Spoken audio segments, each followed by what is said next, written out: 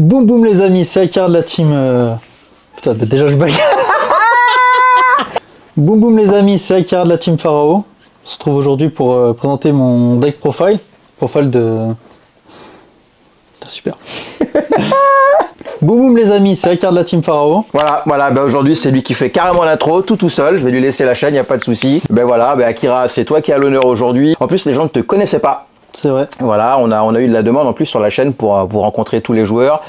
Au moins, on pourra te rencontrer puisque bah, tu n'étais pas sur le territoire jusqu'à maintenant. Tu étais en déplacement pour aller conquérir de nouveaux horizons. C'est ça. Tu es parmi nous encore pendant quelques jours. On en profite. Et puis, tu es un peu le génie de la team Pharaoh. C'est comme ça qu'on t'appelle. Tu joues depuis un certain temps le deck Mégalithe. C'est ça. Depuis qu'il est sorti, en fait, j'ai un petit coup de cœur sur le deck. Voilà. Et puis, c'est un deck que tu as parfait au fur et à mesure du temps pour avoir une version qui a fait quelques dégâts quand tu es revenu au pays. C'est un peu ça. Donc tu vas nous présenter tout ça. Voilà. C'est parti, deck profile de Mégalithe, Akira de la team Pharaoh. Alors du coup, pour commencer, je joue 3 Ophiel et 3 Agit. Alors je vais revenir dessus rapidement. En fait, les Mégalithes, ce qui sont intéressants, c'est que c'est tous des rituels, mais ils s'invoquent sans magie rituelle. En fait, ils s'invoquent par les effets des monstres directement. Et Ophiel et Agit, c'est vraiment les starters du deck. Ophiel, en fait, va chercher les monstres et Agit, les magies pièges. C'est pas qu'une fois par tour, c'est-à-dire qu'à chaque fois que vous en invoquez un, vous pouvez les chercher. C'est très intéressant. Deuxième effet, c'est qu'ils peuvent se sacrifier pour invoquer rituellement n'importe quel monstre rituel depuis la main, en respectant les conditions de niveau. Ensuite, on va passer sur le meilleur monstre de l'archétype, Full, qui est sorti bien plus tard d'ailleurs. Est sorti bien plus tard, est sorti 2 extensions après.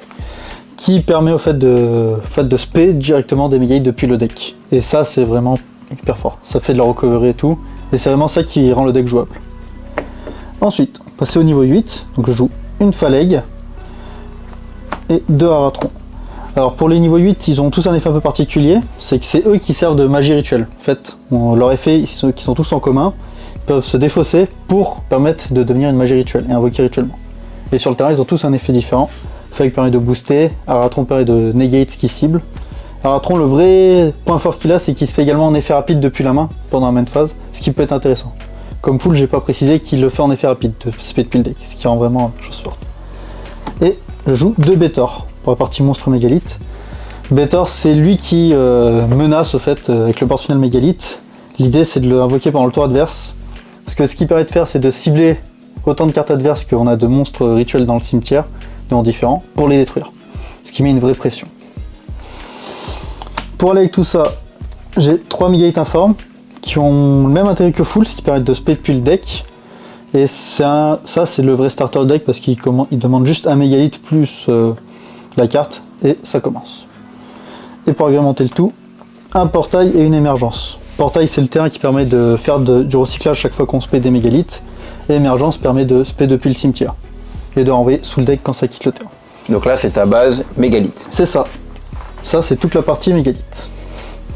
Maintenant, on va passer aux extenders et aux starters. Je remarque que tu as de très jolis sleeves. N'est-ce pas? Alors, pour le starter, je joue 3 Devineresse du héros, qui est vraiment hyper forte depuis qu'elle est sortie. Permet d'envoyer des elfes pour augmenter son niveau. On envoie Herald qui permet d'aller tuto n'importe quel Mégalithe du coup, qui s'achète tuto les rituels. Donc vraiment très fort, très bien. Ça fait plaisir d'ailleurs de l'avoir joué ailleurs que dans Draytron. C'est ça. Ça surprend pas mal d'ailleurs quand on commence. Pour avec ça, Manju, des 10 000 mains, peu le même intérêt puisque quand il est énorme, en fait, il permet d'aller tuto n'importe quel monstre ou magie rituelle. Un peu une carte mandatory dans les decks rituels. C'est un peu ça l'idée. Ensuite, 3 préparations des rites, qui a le même intérêt que Manju, sauf que le petit bémol de la carte, c'est qu'elle ne tuto que les niveaux 7 max. Mais du coup, elle permet de tuto tous les autres qui combattent avec, et surtout Benten, qui du coup, on peut réaliser plusieurs fois par tour également, comme dans Draytron, avec énormément de recyclage.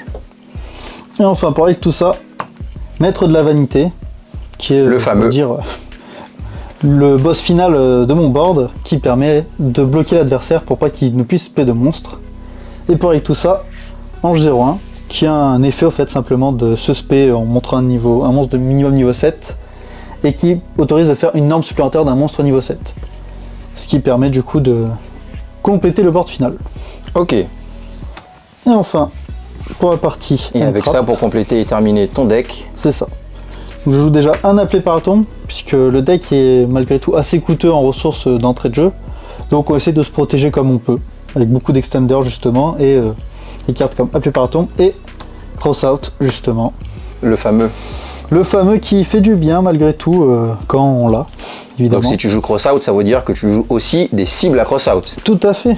Et pour ça, je suis parti sur 2 Inifini, 2 H, 2 Drôles, qui est vraiment une carte qui fait très mal au deck, tout comme Taritron pour le coup, ce qui est un peu embêtant.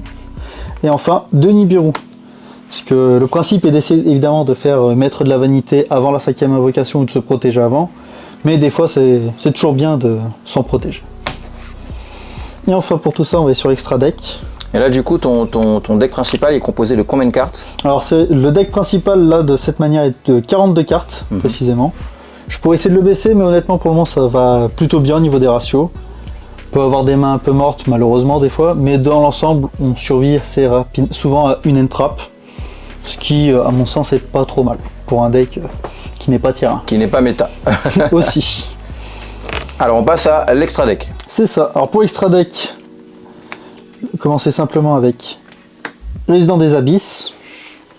Je pense que j'ai pas besoin d'expliquer, très forte dans la méta. Ça fait très mal actuellement. Voilà. Donc c'est une très bonne carte à mettre sur le board final en plus. IP Mascarena, puisque souvent on souhaite vider le board et IP Mascarena permet de vraiment faire de très belles choses. Ensuite, comme je joue des niveau 8, j'ai mis un petit Dingirsu qui me permet entre autres de passer Dragoon et en même temps de protéger mes cartes. Je mets également le numéro 68 Sanafon, qui lui pareil bloque les invoques spé du cimetière et se rend insensible par effet de carte, n'est pas destructible par effet de carte. C'est une très bonne carte, je joue depuis qu'elle est sortie également, j'aime beaucoup. Et enfin pour aller avec la Diviner, je joue 2 héros de la lumière arc, qui du coup quand il sera envoyé au cimetière permettra de tuto, et une Entes, parce que souvent, des fois on n'a pas besoin d'aller forcément chercher, et c'est toujours bien de pouvoir péter une carte juste avec une norme. Pour aller avec donc IP, je joue la licorne, du cauchemar. Pareil, je pense pas trop besoin d'expliquer. Je joue également un Tzolk'in et un dragon synchro. Donc ça, je les invoque avec une petite combo que je pourrais montrer justement avec Diviner. Et également maintenant la Baronne de Fleurs, qui est vraiment très forte dans le deck et fait de belles choses à elle toute seule en fait. Et pour continuer à équiper, j'ai la déesse des enfers du monde fermé qui permet de surprendre et en plus protège pas mal et est chiante à gérer vu qu'elle n'est pas affectée par ce qui ne cible pas. Une Apollousa et un épée Borel. Finisseur. Et je joue également Nephthys qui est je pense mandatory dans les decks qui jouent beaucoup de rituels justement, puisque elle va gagner des effets en fonction du nombre de rituels qui sont utilisés pour son invocation, jusqu'à 3 du coup. Et à ce moment-là, elle aura 4800 d'attaque, pas destructible au combat, pas destructible par effet de carte, et ni ciblable. Donc vraiment très fort. Très fort, on l'a vu sortir sur quelques boards, et c'est toujours compliqué, voire quasiment impossible en fonction des mains à gérer. C'est un peu ça l'idée.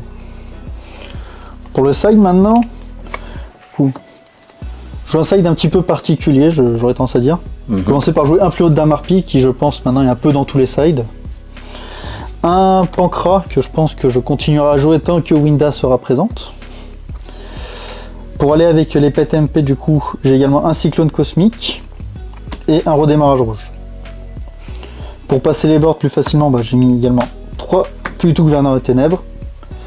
Et enfin, pour continuer avec les cross-out, je joue 2 Illusionnistes d'effet, 2 Ghost Bell, et après ça c'est 2 Graal interdits, que je pense mettre pour le moment. Et j'ai rajouté du coup la 3ème mini fini et la 3ème hache, le temps que je récupère mes à force égale. D'accord. Donc voilà, là je vais vous montrer un bon combo de base. Donc celui-là c'est un combo 3 cartes, c'est pour ça que je dis que le deck prend des ressources. On commence par Norm Diviner, on va faire son effet, on va envoyer Herald Cimetière. L'idée, on va chercher Benten. Là on va déclarer l'effet d'Aratron pour envoyer au cimetière pour servir comme magie rituelle. On va envoyer sacrifier Benten et invoquer Fool. Là on va utiliser l'effet de Fool pour récupérer Benten en main, qui deviendra niveau 6, et on va activer l'effet de Benten également pour aller chercher mettre de la vanité. On va activer le deuxième effet de foule pour invoquer depuis le deck. Donc on va resacrifier Benten. Pour cette fois invoquer Agit. Et là pareil, on va activer l'effet d'Agit pour aller chercher une magie piège. Et l'effet de Benten pour chercher un autre elfe lumière. Chercher Émergence et Ange 01. Là, donc dans l'idée, on va prendre Agit et Diviner pour faire Baronne. Ensuite, on va révéler Ange 01 en montrant Maître de la Vanité pour l'invoquer. Et invoquer simplement Maître de la Vanité et poser Émergence qui nous permettra de récupérer full pendant le tour adverse, de faire son effet. Donc là, l'intérêt c'est qu'il nous reste quand même 2 cartes qu'on n'a pas utilisées, donc ils peuvent être des protections ou d'autres extenders, notamment le terrain. On pourrait continuer plus loin, mais là on a fait Baronne de Fleurs assez rapidement, on a posé directement le Maître de la Vanité, et déjà là le board est très difficile à passer pour l'adversaire. Le board est compliqué à passer, puisque Maître de Vanité va empêcher de faire des invocations spéciales. On a Baronne des Fleurs qui a une negate et qui pourra potentiellement au prochain tour faire péter une carte. Exactement. Et puis ta carte piège. Carte piège du coup qui permettra de faire revenir un mégalithe du cimetière, donc surtout full qui est la principale intéressée, puisqu'elle nous permettra, comme vous l'avez vu, de spé directement depuis le deck en sacrifiant des monstres, donc que ce soit depuis le terrain ou la main. Donc on a pas mal de ressources encore qui récupèrent, puisque après, normalement l'idée est de terminer l'adversaire au tour d'après, puisqu'il n'aura pas pu passer le board, du coup on n'aura rien pour se protéger. Parfait. Ok, donc on a fait le tour de ton deck. Est-ce que tu veux donner des informations sur la manière dont tu le joues, sur l'intérêt en fait du deck pour toi? En fait, l'intérêt du deck, vraiment, déjà, il faut bien comprendre que c'est un deck rituel, donc c'est la plus mauvaise méthode d'invocation de Yu-Gi-Oh! Le deck est très coûteux en termes de ressources, mais en même temps, une fois qu'il est posé, il permet de faire énormément de cartes d'advantage sur la fin, beaucoup recycler ses cartes. Donc c'est un deck que je trouve vraiment intéressant. Après, comme manière de jouer, moi je le joue vraiment avec la base Vanity. On peut également le jouer avec la version de Ritron en sacrifiant notamment des Entrap. Ou j'ai fait d'autres versions avant quand il y avait notamment Link Cross ou Block Dragon qui étaient toujours parmi nous. Donc là maintenant je joue une version un peu plus comme ça. L'idée c'est vraiment de bloquer l'adversaire avec le board qui dépense beaucoup de ressources pour essayer de le passer. Et ensuite avec full essayer de raser le board en invoquant Betor. C'est ça on va dire la stratégie principale du deck. Et ce que j'aime bien, c'est que le deck, au final, il est assez fair et a plutôt un bon match-up face à tous les decks du tier 1, je trouve. Après, c'est pas un tier 1, il n'est pas one card combo, mais surtout aussi, ce qui m'attire aussi dans le deck, c'est que c'est un deck pas cher. Donc je trouvais très bien pour commencer. Les cartes valent pas grand-chose, si ce n'est les cartes qui sont venues après en support, notamment Diviner, qui vaut un petit peu de sous, ou la Baronne notamment, qui vaut beaucoup plus de sous. Mais il y a toujours des moyens de le jouer de manière budget et qui marche toujours très bien. Donc c'est un bon deck, je pense, que je recommande pour essayer de découvrir un petit peu la version rituelle. Et qui est très sympa, parce que la manière de jouer, en tout cas là, est très orientée autour de Maître de la Vanité, où l'idée est de bloquer le board adverse, pour qu'il dépense beaucoup de ressources pour essayer de passer le board, et à la fin de complètement le bloquer au moment où il a réussi à le passer, en détruisant son board également et qu'il ne puisse pas revenir. Ok, est-ce qu'il y a éventuellement des choses que tu voudrais changer, des améliorations que tu souhaites apporter? Alors comme amélioration, j'hésite un petit peu encore à changer l'extra deck, puisque mine de rien, l'extra deck, on s'en sert surtout comme ressource. J'utilise rarement toutes mes cartes. Éventuellement, ce qui pourrait être intéressant à rentrer dans le deck, ce sont des pots de la prospérité, puisque soit on a besoin d'une carte en particulier, pour notamment d'un starter. Ce qui va rendre le deck un petit peu plus cher. Hein. Notamment. Je pense ce serait bien de remplacer par exemple la préparation des rites par pot de la prospérité, justement. Après voilà, c'est des petites améliorations comme ça à voir également s'il y a d'autres supports par rapport aux monstres rituels qui sortent. On verra un peu comment on s'en sort. Puisque j'avais testé la version un peu avec Dritron, c'est sympa également, ça offre plus de ressources. Mais en même temps, on a moins de manières de se défendre, puisqu'on sacrifie du coup les free spots avec les entraps du coup qui partent. Ok, bah super, écoute, on a fait le tour. On mettra en fin de vidéo ta decklist pour qu'elle puisse apparaître, que les gens puissent la revoir en entier, s'ils veulent éventuellement la refaire et s'adonner au plaisir de mégalithes et des invocations rituelles. Merci à toi Akira. Écoute, de toute façon tu vas repartir dans quelques jours maintenant vers d'autres aventures. Les internautes et ceux qui sont notamment en France hexagonale auront sûrement l'occasion de te rencontrer lors d'un tournoi. Ce sera avec plaisir évidemment. Les mégalithes continueront de faire parler d'eux. C'est ça. Voilà les amis, ce sera tout pour aujourd'hui, pour ce deck profile d'Akira, le deck Mégalithe. On se dit à bientôt pour de nouvelles aventures et de nouvelles vidéos. Ciao.